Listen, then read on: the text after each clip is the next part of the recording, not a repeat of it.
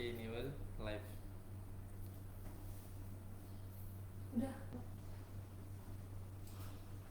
Oke, masuk loh dan suara oke. Oke. Masuk ya.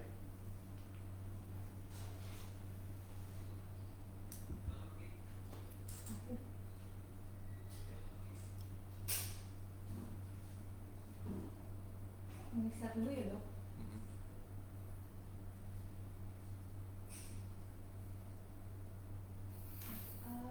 Gitu.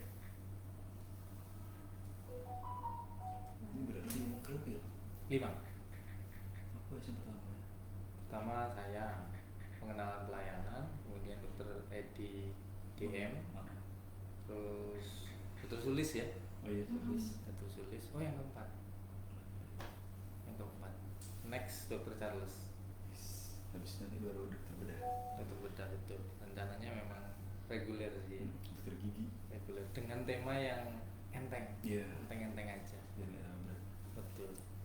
Karena ya sih apa namanya biar tujuannya kan emang mengedukasi ya, mengedukasi. Lebih simpel, ringan tapi Benar. itu.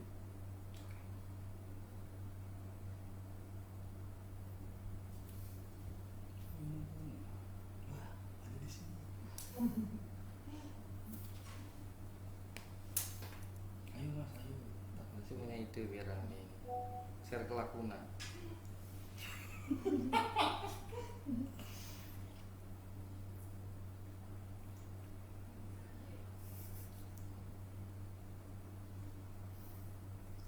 segrup orang di sini aja segrup kenapa? Segrup harusnya. Harus deh grup. Share ke Lakuna ya. Yes. Biar seru.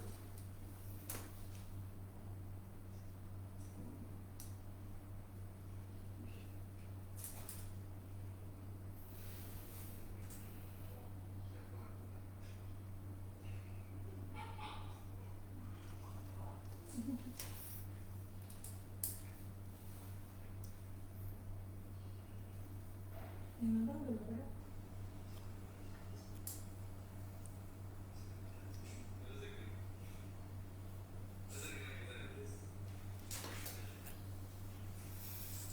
Kok mikrofonnya kayak nggak gitu dok? Oke. Apa salamin mikrofon? Nggak katanya nggak masalah. Oke, oke.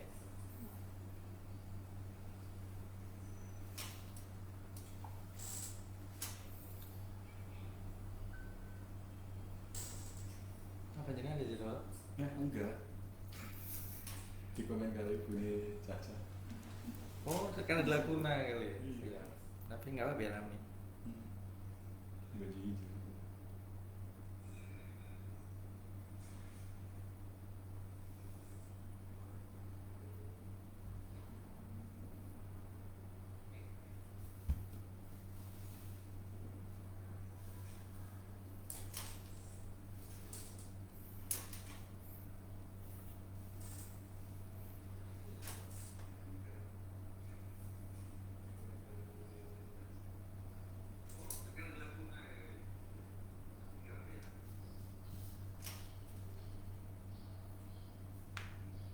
Dia tuh ngomong.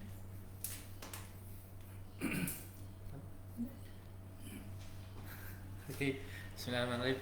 Assalamualaikum warahmatullahi wabarakatuh. Halo, halo sobat sehat RBC semuanya. Bertemu lagi kita pada hari ini di Obras, obrolan santai seputar kesehatan dengan narasumber-narasumber yang selalu up to date, narasumber-narasumber yang profesional dalam bidang pemberian ilmu pengetahuan pada kita semua. Pada hari ini kita sudah hadir bersama kita Dr. Bara. Saya dokter. Alhamdulillah sehat. Alhamdulillah. Terima kasih atas kesempatannya pada siang hari ini. Dokter Bara, spesialis THT ini adalah dokter PNS. Selamat, sebelumnya selamat dok. Ada nakes teladan sebelumnya. Mudah-mudahan bisa berkah gelarnya.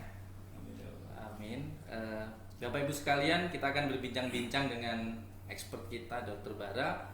Beliau spesialis THT, telinga, hidung, tenggorokan, kepala, leher. Ya. Gitu betul dokter ya. Benar sekali. Jadi kalau ada pemirsa semua yang belum familiar dengan akronim atau singkatannya, beliau bekerja di Rumah Sakit RBC poli Senin, Selasa, Rabu pada jam 8 sampai jam 12. Hari ini kita akan berbincang-bincang sedikit dokter tentang tips karena ada banyak sekali yang sebetulnya terlihat seperti sepele dokter ya tentang menjaga kebersihan hidung dan telinga, tapi seperti yang kita ketahui bersama secara medis juga telinga, hidung, tenggorokan, area kepala dan area kepala ini area yang sentral. Sebenarnya ada tips nggak sih dokter untuk menjaga kebersihan ini? Baik, terima kasih Terangga atas waktu dan kesempatannya, kemudian kepada tim PKRS ya yang telah memberikan waktu kepada saya pada siang hari ini. Sebenarnya untuk kotoran telinga gitu, jadi memang kita ini banyak yang melakukan tindakan yang tidak penting seharusnya buat telinga sendiri. Jadi sebenarnya kotoran telinga itu bisa keluar sendiri dokter. Jadi kenapa kita membersihkan kalau itu bisa keluar sendiri? Itu yang pertama. Jadi kadang-kadang yang harusnya pada saat kita ngomong, saat kita ngunyah gitu kan, saat kita berbicara, jadi pergerakan dari si kotoran itu dia bergeser keluar. Namun karena kita terlalu aktif yo, atau mungkin wah ada yang nggak nyaman nih di telinga nih, nah kita korek-korek itulah menyebabkan dia masuk ke dalam telinga. Jadi sebenarnya tanpa dibersihkan sendiri itu dia bisa keluar. Tapi kalau karena kita membersihkan caranya nggak pas malah jadi masuk ke dalam. Itulah nanti makanya dianjurkan memang setiap 6 bulan sekali itu ibaratnya kalau kita mesin lah ya, itu kan kita di check up lah ya, general check up ya, sama dengan kesehatan tubuh kita. Jadi 6 bulan itu apakah kita periksa telinga, periksa gigi gitu kan, jadi kaitan 6 bulan sekali seperti itu. Itu untuk yang telinga. Gitu. Kalau untuk yang hidung sebenarnya yang paling bagus nih, jadi waktu zaman kita COVID itu Terangga. Ingat nggak? Ya. Yang sering kita lakuin apa tuh? Cuci hidung. Cuci hidung, betul. Ya, jadi sebenarnya cuci hidung itu bagus sekali untuk dilakukan pemeriksaannya yang rutin. Jadi cuman masalahnya orang cuci hidung itu banyak yang khawatir gitu loh, rasanya kan wah kok gak nyaman ya, kayak nyenggerak ya, sepertinya ya paling bagus sebenarnya minimal setiap hari deh, sehari sekali itu bisa cuci hidung. Walaupun ada mekanisme pembersihan dari hidung kita sendiri. Dua kegiatan yang sering dilakukan ya, mungkin entah sadar entah tidak, cuman beberapa dari kita memang mungkin sering melakukan. Yang pertama adalah mengupil dokter. Baik. Kemudian yang kedua pemakaian cotton bud. Seperti kita ketahui ya, cotton bud dengan kalau kasus ketinggalan kapas cotton bud mungkin ada, tapi mungkin bukan itu poin kita. Sebetulnya ada nggak sih tips tentang mengupil atau membersihkan hidung atau menggunakan cotton bud itu sendiri dokter? Terima kasih Terangga ya. Jadi memang kalau untuk mengupil ya, mengupil itu suatu salah satu kenikmatan selain kita mengorek telinga nih. Jadi bang, mengupil, mengorek telinga itu salah satu kenikmatan itu yang nggak mungkin akan dikasihkan ke orang lain ya, karena saking sensasinya itu beda nih. Jadi kalau mengupil itu bisa dilakukan kalau kondisinya dia tidak pas lagi keras. Paling sering nih, misalnya waktu kita habis mandi gitu kan, nanti kita bisa untuk melakukan membersihkan bagian hidung kita selain dengan cuci hidung tadi udah Terangga. Kemudian kalau untuk cotton bud, beberapa orang yang mungkin wah udah nggak bisa nih pokoknya kalau satu hari nggak ngorek telinga tuh rasanya ada yang hilang gitu loh. Ada yang hilang, jadi sensasinya tuh tidak ada nih. Jadi memang mungkin teman-teman bisa melakukan caranya sebenarnya paling bagus yang membersihkan orang lain tetap. Jadi kalau misalnya di rumah mungkin ada pasangannya, entah itu suaminya, entah itu istrinya, entah itu orang tuanya, itu yang membersihkan. Dan kalau misalnya kita membersihkan, paling bagus nanti dengan bantuan sinar kayak lampu kepala itu dok. Jadi seperti masuk ke dalam liang telinga, kemudian agar yang mau kita ambil itu kelihatan. Kadang-kadang kita bersemangat sekali nih, padahal telinganya udah bersih, cuma kayak sensasi gatalnya tadi yang dicari. Dan kalau misalnya mau diambil itu paling mentok masuknya hanya 1 cm. Jadi cara ngambilnya nanti bisa pakai cotton bud. Nanti ditanda itu cotton budnya 1 cm paling enggak. Jadi tidak boleh lebih dari 1 cm karena liang telinga kita kan sekitar 2,5 sampai 3 cm itu. Paling aman sepertiganya itu sekitar 1 cm. Caranya gampang. Jadi nanti dikasih tanda, orang lain yang ngambil seperti mencangkul dokter Anda. Jadi masuk, turun, tarik keluar. Masuk, tempel samping, tarik keluar. Jadi dia boleh masuk, diputar. Kebanyakan Iya, kita betul. masuk, diputar Diputar. toh. Gitu. Seperti itu. Justru malah menimbulkan luka ya dokter. Iya. Apalagi kalau ngoreknya pakai tenaga dalam Bapak Benar. Ibu ya. Banyak yang yakin naga dalam dokter Anda. Betul. Dokter, ini ada pertanyaan menarik dari pemirsa semua. Baik. Kita coba ya satu-satu. Ada yang bertanya, pertama dari Bu Lia. Baik. Perlu atau tidak sih dokter anak bayi itu dibersihkan telinga bagian dalamnya? Ya, seperti tadi yang dijelaskan di awal, sebenarnya dia bisa keluar sendiri. Kalau Oke. toh misalnya orang tua mau membersihkan, pastikan 2 orang. Jadi 1 orang megangin kepalanya, Kepala, betul. 1 Fiksasi. orang tuanya pakai senter atau pakai cotton bud boleh. Tapi jangan terlalu dalam, hanya bagian luarnya saja. Sepertiga di bagian Iya, luar tadi dokter. kebanyakan orang tua itu waktu membersihkan sendiri ya dok. Jadi waktu masuk anaknya gerak malah lecet keluar darah. Gitu. Jadi harusnya 2 orang paling nggak. Ada yang megangin. Jadi Minimal memang satu. harus bagi-bagi tugas. Mungkin Betul. ayah dan bundanya, ayahnya megangin kepalanya, bundanya bisa membersihkan Baik. telinga. Bagi-bagi tugas ya ayah bunda bersihin Iya. telinga. Dokter, pertanyaan kedua dari Kak Dewi ini. Kak Dewi. Iya. Siang dokter, maaf mau nanya, gimana caranya biar kotoran telinganya lembek? Nih mungkin anak saya kotoran telinganya keras dokter. Oke, baik.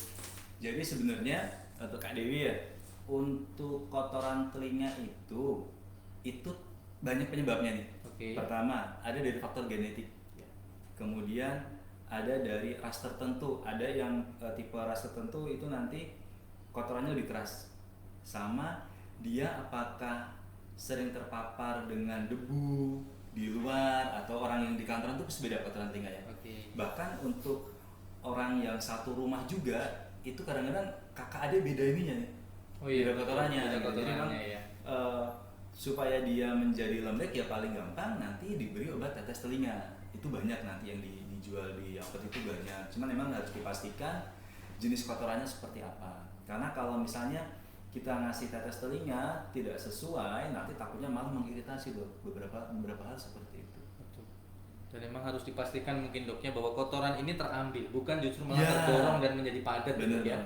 Kebanyakan yang mampir ke poli itu kadang-kadang udah diberi tetes, kemudian orang tuanya berinisiatif lah ya, namanya pengen ngambil Iya. tuh malah kedorong ke dalam. Mungkin seperti itu. Jadi malah jangan jadi padat. Dan kalau memang terjadi kendala mungkin silahkan main ke Poli THT Boleh. Dokter Bara. Aman. Gitu. Dokter, ada yang bertanya lagi dari Kak Devina Mariski. Izin bertanya dokter, kenapa ya telinga sering berdengung, tapi waktu dibersihkan kotoran tidak ada Nah sebenarnya? itu dia. Jadi untuk kasus berdengung Kak Ya, Kak Devina Devina. ya itu banyak penyebabnya. Jadi bisa jadi karena liang telinganya Betul. mungkin yang menyempit, jadi gelombang suara itu yang tadinya harusnya dia normal, dia hanya sedikit sekali. Itu yang pertama. Atau yang kedua, mungkin ada masalah dengan bagian sel pendengaran di dalam telinga kita. Nah, kebetulan nih tadi ditanyakan ya, jadi di tempat kita dok itu ada alat untuk meriksanya. Boleh. Jadi kita punya ada audiometri itu yang biasa untuk orang dewasa ya, sama ada nama-nama kita untuk screening tuh. Kita punya OAE atau untuk melihat apakah sel pendengaran itu masih bagus nggak sih, Oke. terutama pada pasien anak-anak. Jadi nanti mungkin kalau misalnya keluhannya masih ada, nanti bisa mampir ke poli, aman itu bisa pakai BPJS kok. Jadi bisa nanti diperiksa dengan menggunakan BPJS untuk memastikan jenisnya seperti apa. Jadi untuk Kak Devina, jadi boleh ya ke Poli nanti diperiksa. Kalau untuk pasien BPJS mungkin bisa cetak rujukan Iya, dulu ke benar. vaskes Vaskes. tingkat pertamanya, entah itu dokter praktek perorangan, klinik atau puskesmas. Silakan nanti kunjungan dengan dokter Bara, kita siapkan alat yang sudah Baik. bisa. Oke, pertanyaan berikutnya dari Kak Mei.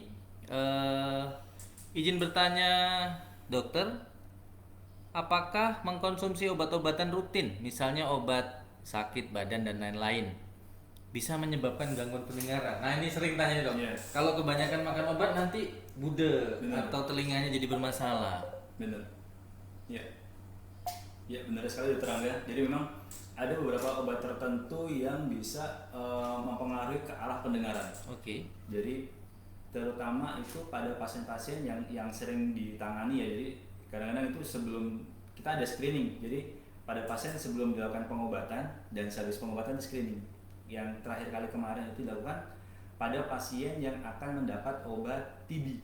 Oh iya, siap. Karena pada pasien-pasien dengan pengobatan TB, pengobatan malaria yang jangka panjang, itu efeknya ke arah ini apa istilahnya kayak ototoksik lah ya. Jadi bisa menyebabkan gangguan di bagian sel pendengarannya. Nah, cuman kita kan setiap kali mengobati kan harus ada pilihannya nih. Betul. Kalau tidak kita kasih obat TB-nya, pasiennya kasihan. Tapi kalau kita kasih obat TB, pasiennya ya efeknya ke arah pendengaran. Memang efeknya seperti itu. Memang harus ada pilihannya seperti itu sih. Tapi untuk memastikan jenisnya seperti apa, nanti bisa dilakukan pemeriksaan audiometri tadi, dokter. Jadi memang tidak semua obat punya efek samping, tapi untuk Iya. obat-obat yang punya efek samping harus selalu dipertimbangkan untuk ruginya. Nah, Iya. itulah nanti akan dibantu diputuskan oleh dokter penanggung jawabnya. Baik. Dokter bertanya lagi, kalau kotoran telinga sudah keras, gimana ya dok cara bersihnya? Ini dari Kak Lilian ya, Kak Lilian Ramadhani. Ya. Jadi sebenarnya kalau kotoran telinga itu sudah keras, pertama itu harus dipastikan benar-benar dia keras seluruhnya. Oke, tertutup sepenuhnya. Iya, seluruhnya tertutup atau dia hanya setengah. Gitu. Kalau misalnya dia hanya setengah, dia tidak begitu parah ya, itu nanti bisa dengan diberi obat tetes tadi. Oke. Harapannya dia bisa melunak, baru nanti diambil dengan cara cotton bud tadi. Tapi kalau misalnya dia sudah benar-benar ketutup banget, nah itu biasanya butuh alat khusus untuk melepaskan si kotoran dari liang telinga, atau pakai ini kayak kita punya kayak alat sedot tuh apa kayak suction ya, Suction. ada di poli seperti itu. Dan memang biasanya beberapa yang sering selip itu, jadi kalau misalnya kita ada kotoran telinga nih dok di telinganya, nanti paling nggak kita kasih 3-4 tetes, terus di bagian sini nih ada tonjolan kecil, Oke. kita tekan-tekan. Oh iya, betul. Jadi biar Lebih ibaratnya bersih ini ya. liang telinga nih, ini kotorannya di sini. Kalau kita tekan-tekan dia akan seperti tercampur. Kebanyakan dari kita hanya ditetesin doang toh. Iya. Jadi yang bagian atasnya lunak tapi bawahnya masih keras. Masih keras. Jadi rata-rata seperti itu sih dokter. Jadi memang tetesin boleh, nanti ditekan-tekan ya. Harapannya nanti dia bisa melunak sendiri dok. Mungkin seperti itu. Memang harus jadi catatan juga, apalagi kotoran keras kalau dipaksa diambil tanpa skill atau tanpa kemampuan yang memadai, bisa justru malah lecet ya dokter Bener. ya. Bisa berdarah nanti dokter. Bisa berdarah. Ya, sama-sama jerawat, tapi kalau jerawat di kulit luar sama di dalam liang telinga, Beda memang lagi. rasanya luar biasa di dalam telinga. Bener. Bener sekali. Oke dokter, ini ada yang bertanya lagi. Sebentar. Dari Kak Isti, izin bertanya dokter, kalau telinga dibersihin sering sakit dan pendengarannya justru malah berkurang, Iya. gimana baiknya dokter? Iya, seperti yang dijelaskan di awal tadi ya, Iya, KST Kak ya. KST. Jadi memang kemungkinan besar tuh liang telinganya bengkak. Oke. Terus karena liang telinganya bengkak, saluran yang harusnya dia lebar, dia lebih sempit nih. Jadi pendengarannya bisa berkurang, itu yang pertama. Atau mungkin bisa kotoran telinganya semakin terdorong ke dalam. Emang itu harus dipastikan. Nanti di kita ada alat untuk teropongnya dok. Jadi kebetulan di rumah sakit kita tuh ada alat yang bisa neropong ke dalam telinga, ke dalam hidung, ke dalam tenggorokan. Jadi ini buat memastikannya, bisa nanti kemana main ke rumah sakit buat memastikan kondisinya seperti apa.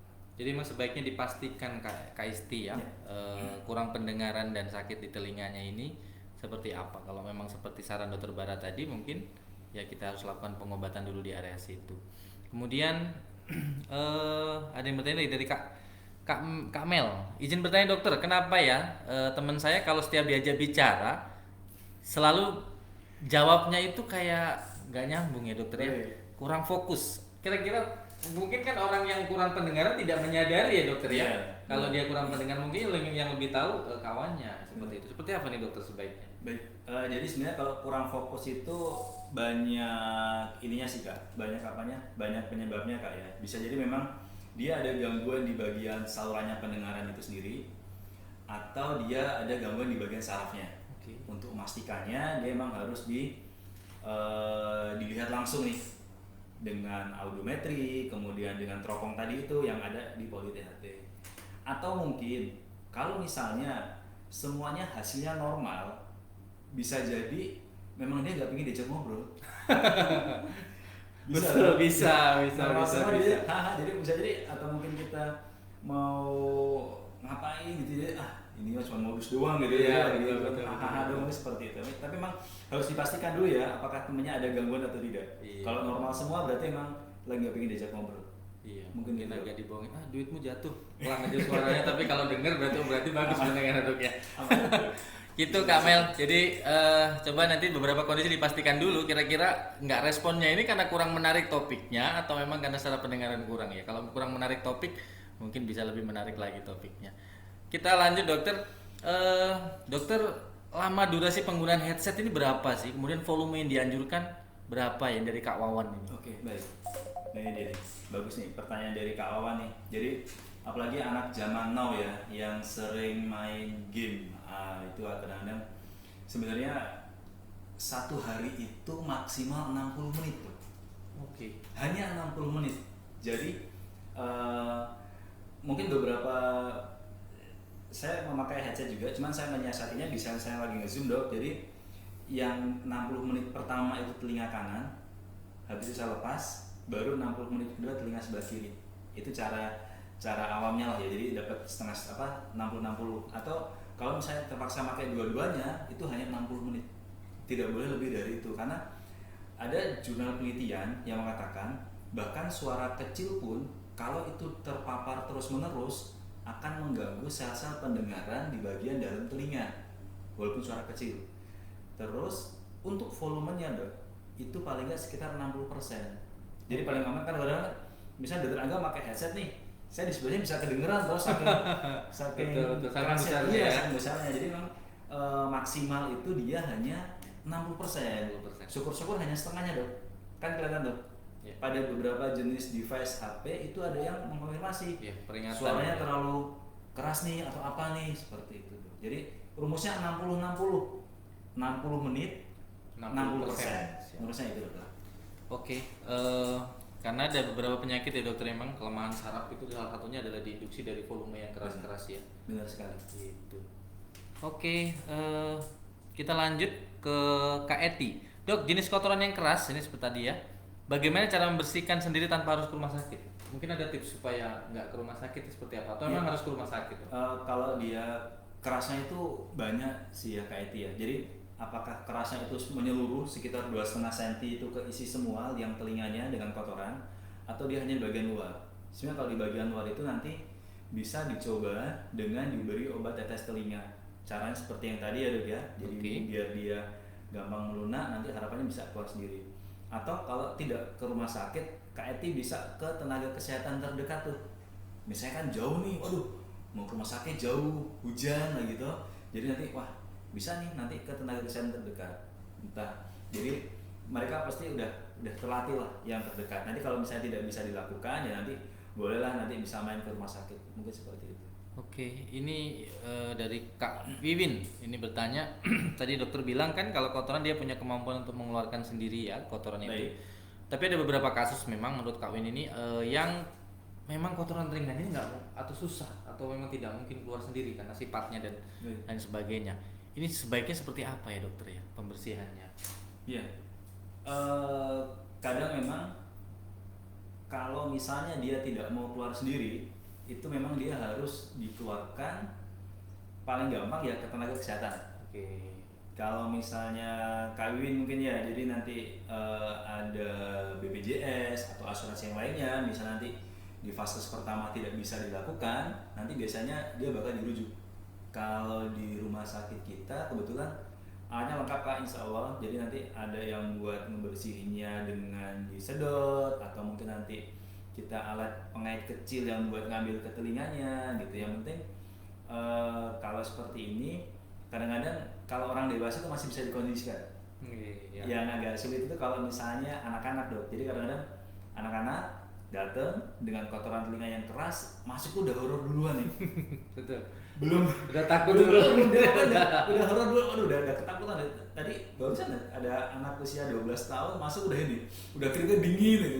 Kenapa gitu? Ada kotoran telinga, takut dibedah, enggak dia apa-apain telinganya gitu toh. Tapi ternyata setelah diedukasi bagus ya, alhamdulillah bisa diambil dengan baik. Pokoknya gitu Kak, kalau misalnya yang paling gampang Kak bisa ke vaskes terdekat. Kalau tidak bisa nanti biasanya akan dirujuk dari vaskes tersebut. Oke.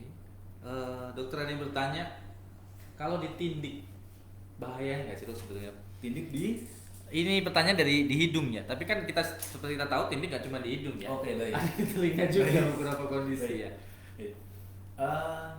Tindikan itu kan benda asing. Betul. Jadi setiap benda asing, apalagi melukai organ kita gitu kan, apalagi ini kayak tulang lunak lah yang mirip seperti ini ya. Kalau misalnya dia sampai kena tulang rawannya, itu tubuh akan berespon. Responnya banyak nih.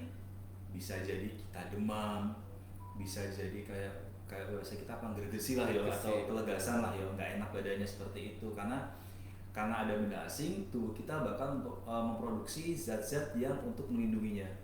Jadi sebenarnya kalau misalnya itu tidak penting banget, tidak ada kaitan pekerjaan atau kaitan sama style ya, yang misalnya orang nih bisa masuk kelompok saya kalau tindikannya di hidung. Iya betul. Kalau misalnya nggak punya tindik di hidung, kita bukan friend gitu kan, kita bukan temenan nih. Nah kalau udah itu kan agak sulit.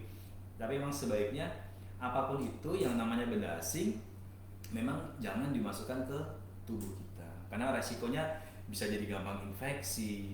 Kadang-kadang kalau infeksi di bagian hidung nanti bisa dia jadi ada nanah di hidung, kemudian nanti bisa jadi gampang mimisan juga, jadi malah faktor resikonya penyebabnya lebih horor dokter. Oke. Ini seperti itu. Ini ada tanya, untuk Kak Suci boleh kalau mau tanya seputar amandel ya dok ya? Boleh, aman. Dokter, sambil kita nanya mungkin Kak Sucinya lagi ngetik, silakan diketik Kak Suci kalau ada yang mau ditanyakan, mumpung ada expertnya di sini.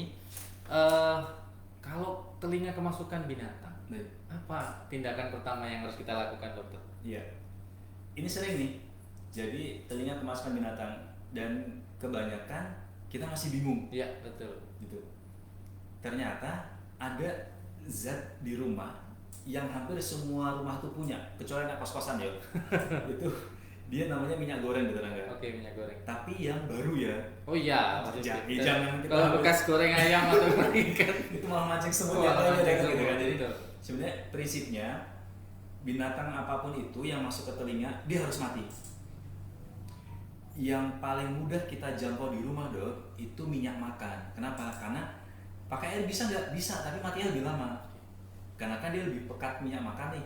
Tapi jangan dikasih oli juga toh. Atau saya kemarin waktu itu pernah dapat pasien dikasih minyak ini apa mesin jahit itu loh, ada kan? Oh iya betul, mesin untuk ngelumasin. Ya makanya ini. lebih horor itu. Paling aman minyak makan. Jadi pasiennya misalnya nih kemasukan telinga sebelah kanan, ya sudah pasiennya miring, genanginlah minyak makan sampai tertutup, paling nggak sekitar 3-4 menitan lah, mati insya Allah. Nanti habis dari situ bawa ke tenaga kesehatan terdekat. Gitu. Kalau misalnya di tenaga kesehatan tidak bisa, nanti biasanya dirujuk. Oke. Dari Kak Gian, dok, bagaimana mengatasi alergi yang bikin bersin-bersin secara berulang sampai hidungnya panas tuh dok? Kemudian bahaya nggak sih dok sebenarnya dok? Nah ini pertanyaan dari Kak Gian. Baik. Kak Gian ya. Baik Kak, sebenarnya alergi itu kita pasti tahu penyebabnya. Nah, langkah pertama Kak Gian, jadi pada saat kita tahu nih, misalnya, cara gampangnya gini Kak, saya kalau masuk di dalam ruangan yang banyak debunya kok bersin-bersin ya, gitu. Atau misalnya saya kalau kena hawa dingin tuh, kena AC atau di mana pun, kok langsung alergi ya, gitu. Atau mungkin ada orang yang masak bersin-bersin, iya kan baunya menyengat banget tuh, nah itu langsung ke kambuh. Jadi pertama hindari faktor pencetusnya. Setelah kita tahu faktor pencetusnya, ya kalau misalnya di kamarnya banyak debu, banyak karpet, boneka, buku, baju yang nggak kepakai, itu diberesin debu-debunya. Lalu setelah itu bisa dikurangi dengan berjemur. Paling nggak sehari itu sekitar 10-15 menit kita dapat nih sinar matahari ya. Biasanya pada orang yang dengan rinitis, alergi, itu dengan berjemur dia keluarnya jadi bagus nih.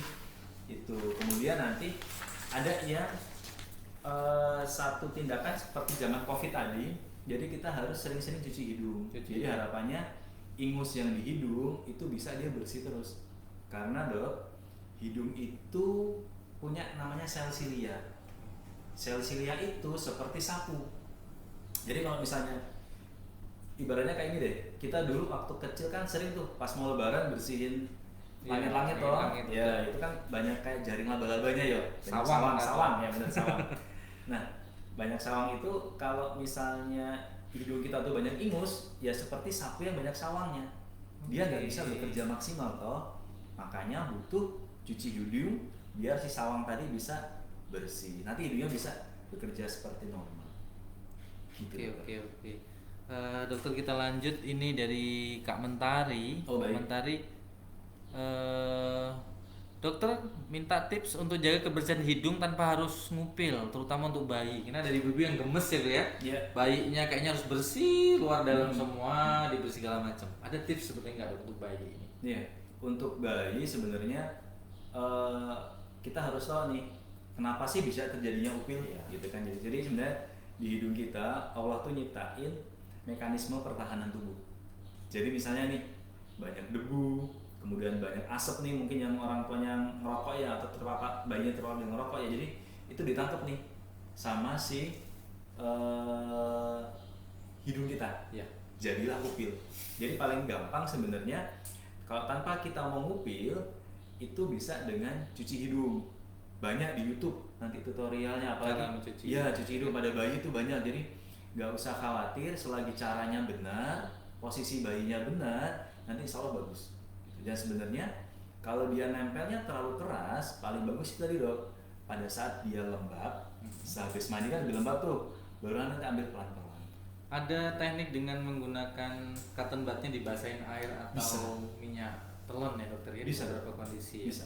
Intinya dia jangan kering deh, karena kalau kering nanti takutnya malah tambah luka, tambah berdarah mungkin. Oke, ya ini pertanyaan lanjutan dari Kak Suci tadi. Oh baik. Dokter Amandil sudah besar sebelah sampai menutup separuh. Apa harus operasi atau bisa kempis? Nah, mungkin Nah, bisa. itu dia. Nah, kalau pakai obat, apakah bisa nih? Baik. Ini yang pertanyaan yang sering sekali dari Kak Suci ya. Kak Suci. Baik. Amandel itu nanti coba dilihat amandelnya. Apakah dia udah banyak kayak lubang-lubang nggak tuh di amandelnya? Kalau dia udah ada kayak lekukan-lekukan itu, biasanya kalau dia udah membesar dia nggak bakal mengecil lagi tuh. Oke. Jadi karena dia berarti sudah menjadi seperti kayak jaringan ikan. Kecuali amandelnya masih mulus nih ya, masih mulus, kemudian nanti itu ada kemungkinan dia mengecil lagi. Tapi biasanya itu pada anak-anak yang jarang kumat amandelnya. Contohnya nih, salah makan, amandelnya besar loh, habis itu minum obat, dia bisa mengecil dok. Tapi kalau amandelnya seperti yang diceritain sama Kak Suci ini sih kemungkinan dia untuk mengecilnya sih tidak bisa lagi. Tapi untuk dipastikan bisa dibawa ke tenaga kesehatan yang terdekat dulu di sekitar rumahnya nanti buat dilihat. Seperti itu dokter. Oke, sebetulnya untuk amandel ini karena memang lokasinya di pangkal ya dok ya, Baik. di pangkal. Kalau terlalu besar nih dok, bahayanya sih gimana sih dok? Mungkin banyak yang pengen tahu sih Iya, kalau usia benar. amandelnya besar ya. Jadi memang orang tua itu yang beberapa kali saya dapat ya, mereka tuh cenderung kasihan, sayang sama anaknya, kasihan. Contohnya gini, anaknya pengen es krim Iya, betul. atau pengen apa gitu ya, pengen makan pedas atau apa gitu. Aduh, kalau nggak dikasih kasihan dok, anaknya nangis nih. Atau dia pengen gorengan atau apa. Nah, karena si kasihannya orang tua itu malah itu yang merangsang pertumbuhan amandelnya itu membesar. Itu yang pertama.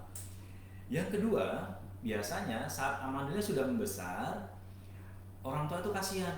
Aduh dok, kasihan dok, masih kecil, Iya.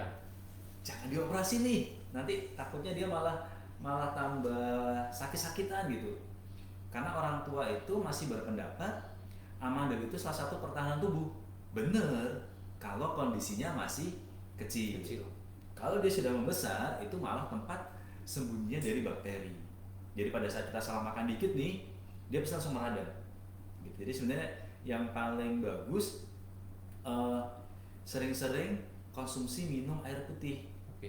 Hindarin yang terlalu manis, hindarin yang terlalu panas. Gampangnya gini deh, misalnya nih kebanyakan kan dari kita kalau misalnya habis makan yang pedes, pengennya kan langsung dingin, gitu nah ya. gitu, atau mungkin yang manis gitu kan. Cara gampangnya gini nih, misalnya antara air putih dan teh manis nih, misalnya sama-sama tumpah di lantai, yang lebih lengket yang mana? Jangan Teh manis toh. Sama seperti itu, kita habis makan yang mengiritasi, kemudian kalau kita minum dengan air putih, syukur air hangat ya, yang tadinya mau nempel di amandel nih, dia bisa aman masuk ke dalam.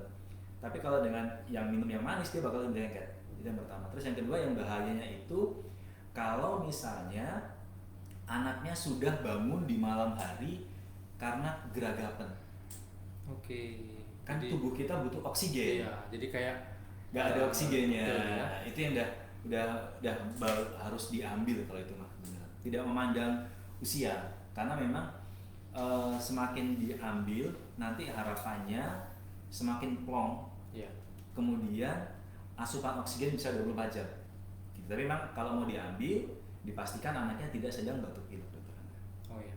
Siap. Gitu sih. Jadi memang bahayanya itu sih kalau misalnya dia terbangun tanpa sebab gara-gara geragapan di malam hari, itu yang bahayanya itu sebenarnya. Ini kayaknya amandel, topik amandel ini agak lebar ya dok ya, Siap. karena bahasannya Nanti aman. kemana-mana Nanti ya. Bisa kita jadwalkan. Boleh. Karena sebetulnya amandel dengan mengorok ini juga kan salah satu ada korelasinya. Ya, Dan benar ini sekali diterangkan. bahasanya loh menarik sebenarnya, menarik. Masih- Oke dokter, kita untuk peramandelan mungkin seperti itu dulu Kak Suci. Baik. Untuk kira-kira butuh lanjut bisa datang ke tenaga medis terdekat atau mau datang ke Poliklinik Dr. Bara THT Senin sampai Rabu jam 8 sampai jam 12 bisa. Kalau punya BPJS mungkin bisa datang ke Vaskes Primer dulu untuk bisa minta rujukan. Iya. Dari Kak Arda ini sekarang dokter. Siang dokter, ini mungkin agak di luar topik kita tapi mudah-mudahan bisa kita jawab. Kalau Baik. nggak bisa kita jawab nanti kita tag ke dokter yang expert lain. Baik. Kalau sering sariawan, apakah ada penyakit yang lain? Maksudnya indikasi penyakit lain ini dokter? Banyak ini Kak Arda. Sebenarnya sariawan tuh gejala dari beberapa penyakit yang lain yang harus dipastikan. Pertama, apakah ada kekurangan vitamin atau tidak? Yang Oke. kedua, apakah di bagian rongga mulut itu giginya aman atau tidak? Beberapa orang dengan sariawan kadang-kadang diobati sariawannya tapi giginya masih runcing. Iya, tajam gitu. Tajam ya. loh. Nah, jadi memang itu banyak ini sih, banyak multidisiplin yang main Ya. di situ. Jadi ini dilihat tuh sariawannya kenapa nih. Kemudian kalau misalnya dia gara-gara gigi yang runcing ya nanti bisa dikonsultasi Ke dokter giginya. gigi, betul. Kalau kekurangan vitamin nanti bisa konsumsi vitamin. Sama yang orang sering selip itu karena stres. Iya. Istirahatnya mungkin Iya terganggu, toh, makannya iya bener terganggu. Stres pikiran gitu kan, misalnya mati lampu kemarin misalnya nih, harusnya Betul. bisa menghubungi pacarnya atau istrinya gitu kan, atau pasangannya lah, tiba-tiba dia mati lampu, stres, Iya, bisa misalnya apa? iya. Bisa jadi banyak faktor untuk Anda. Betul, ada ya. Mati lampu, siapa tahu pengen menghubungin ke saudaranya di Sumatera Selatan jadi nggak bisa dan lain-lain kan bisa jadi. Bisa. Itu Kak Arda, mungkin bisa di screening dulu ya, di screening dulu sariawannya. Kira-kira butuh ahli apa ini? Kira-kira kalau masalahnya di gigi ke dokter gigi, kalau masalahnya di penyakit yang lain seperti apa fisik tadi dibilang mungkin bisa datang ke ahlinya yang sesuai. Dokter ada yang nanya nih, dokter ada hubungan nggak sih amandel lagi? Kan amandel memang menarik. Ada hubungan nggak amandel dengan makanan yang mengandung micin itu atau penyedap ya? Iya, sama seperti yang tadi itu tuh. Jadi sebenarnya kalau jadi pada saat proses kita menelan, lidah itu turun ke belakang, amandel kanan kiri itu membantu mendorong. Oke. Jadi otomatis apapun yang masuk dia bakal terpapar dari amandel itu. Jadi sebenarnya Allah tuh nyiptain mekanisme pertahanan tuh di seluruh rongga yang mau masuk ke tubuh kita nih. Yang saya pahami bagian THT itu kalau masuk dari hidung nanti ada namanya adenoid. Iya. Itu amandel juga tuh. Jadi amandel di belakang hidung. Kemudian ada amandel yang mau masuk ke telinga. Namanya tonsil tubal, itu yang masuk ke telinga. Jadi kalau misalnya ada pilek yang parah banget, selagi amandel yang di telinga itu bisa nahan, aman insya Allah. Yang sering kita lihat amandel di mulut kita. Iya. Sebenarnya ada satu lagi, itu di pangkal lidah. Jadi kadang-kadang orang tua berpikir, dok, kalau amandelnya diambil nanti gimana daya tahan tubuh anak saya? Betul, itu paling sering Gitu. ya. Iya. Kehilangan daya Bener tahan atau banget. tidak. Betul. Gak usah khawatir karena kita masih ada namanya tonsilla lingualis atau amandel yang di pangkal lidah. Dan amandel itu nanti misalnya nih usianya udah 16 tahun, 15 tahun itu udah digantikan dengan organ yang lain fungsinya. Jadi tidak usah khawatir sebenarnya kalau kaitan dengan si dunia peramandelan ini. Dan micin ini memang agak simalakama dokter ya, pakai micin amandel sakit, tidak pakai Iya. micin tidak sedap. Nggak enak. Betul. Salah satu nguranginya ini dok, seperti ya minum air hangat air putih itu, yang paling aman itu deh. Oke. Bisa dikurangi lah paling nggak terpaparnya. Iya. Selain efek samping micin itu sendiri dok ya. Gitu Kak Devina untuk amandel dan micin ya, menarik. Baik. Kemudian ada pertanyaan lagi, dokter, kalau bisa kita ngukur pakai desibel, dari Kak Wawan nanya yang tadi, sambungan yang nanya tentang headset tadi ya. Baik. Desibel berapa sih maksudnya maksimal kalau seandainya memang ada batas? Baik. Kalau desibel itu kak, jadi ada namanya di bagian siapa deh, asu atau apa gitu. Jadi nanti itu dalam kita tuh maksimal terpapar 85 desibel itu selama 8 jam. 85 desibel selama 8 jam. Jadi memang bagusnya misalnya Kak Wawan ya bekerja di tempat yang terpapar bising nih. Ya. Nah, dia harus ada apa namanya? Sound level meter apa nanti buat mengetahui nih di tempat kerjanya itu berapa desibel nih gitu. Nanti itu maksimal 8 jam. Setiap kenaikan 5 desibel itu kalau nggak salah jadi berubah jadi 4, jadi 8 jadi 4 jam. Yang tadinya 90 desibel berarti hanya 4 jam. 95 jadi 2 jam. Jadi semakin desibelnya tinggi itu waktu terpaparnya hanya semakin singkat. Oke. Jadi memang untuk memastikannya dipastikan lagi Kak Wawan di tempat kerjanya itu bising atau tidak. Kemudian syukur-syukur ada alat untuk melihat seberapa besar sih bising yang terjadi di situ. Ya. Jadi memang harus rajin diukur ya, terutama bagi pekerja yang memang lokasinya memang bising ya. Ya. Operator genset, Bener. kemudian saya pernah lihat operator organ. Ya. Itu kan luar biasa, dia terpapar dari mulai pagi sampai malam itu dokter. Jadi memang harus lebih hati-hati ya. Mungkin tipsnya saya pernah lihat dengan ada yang pakai semacam headset tapi Iya, dia benar. tidak ini ya, sumbat telinga. Bener. Jadi sebenarnya yang salah kaprah itu mereka kadang-kadang pakai kapas. Yang ngefek tapi nggak ngefek banget lah kapas. Jadi sebenarnya paling bagus itu pakai namanya earplug. Earplug. Murah kok. Earplug itu saya pernah nonton merek 3M kalau nggak salah itu sekitar 5.000 atau 3.000-an loh kanan kiri. Kanan kiri. Syukur ditambahin dengan earmuff. Oke. Jadi lebih double lagi tuh. Cuman emang efek sampingnya pada beberapa orang yang bekerja di daerah bising itu nanti dia tidak bisa mendengar sekitar. Resikonya apabila ada aba-aba, Tapi nggak iya, ada. jadi emang serba-serba sulit itu terangga. Oke. Jadi memang efek jangka panjangnya ya dok. Kalau jangka pendek mungkin ya tidak terlalu ketara ya. Baik. Tapi jangka panjangnya ini yang harus kita ini. Dokter, ini pertanyaan yang mungkin kita hampir semua pernah mengalami dari Kak Novalia. Dokter, kalau telinga kemasukan air pas mandi ini ya, yang benar itu gimana secara medis? Kalau yang kita tahu kan, kalau kemasukan masukin air lagi, kan gitu ya. Benar. Sebetulnya gimana dokter? Ini sebetulnya Ya. pertanyaan Benar. apa ya? Kita Kebiasaan. banget sebetulnya Benar. ya, yang kita banget tuh sebetulnya. Benar. Dari Kak Noval, Noval ya. ya. Jadi gini, kenapa sih pada saat kita kemasukan air kita masukin lagi? Jadi seperti mekanismenya. Ini liang telinga Kak Noval. Jadi pada saat air masuk, di situ ada namanya cekungan, namanya ismus lah ya di liang telinga. Jadi air tuh hanya separuh segini loh. Oke. Itulah kenapa waktu kita kok dung Ya, gitu kan. ya. Nah, kalau kita dulu ingat waktu kita belajar kimia kalau nggak salah. Jadi ada dia berikatan dengan pinggiran ya, kanan kiri ya. Nanti pada saat kita tambahin air baru, maka kan permukaannya semakin naik nih. Jadi pada saat kita miringkan, dia bisa keluar. Ya kalau airnya bersih. Ya betul.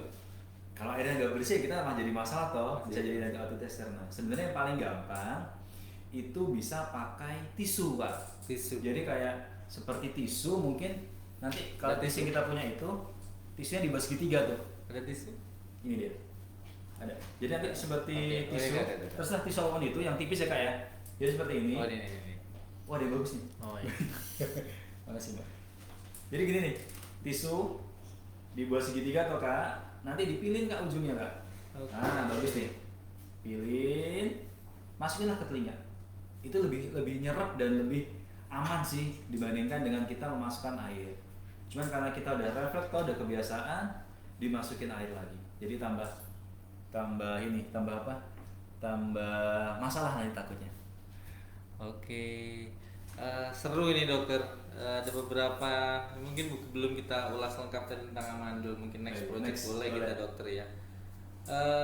Bapak Ibu yang saya hormati, menarik diskusi kita dengan tentang telinga, hidung, tenggorokan.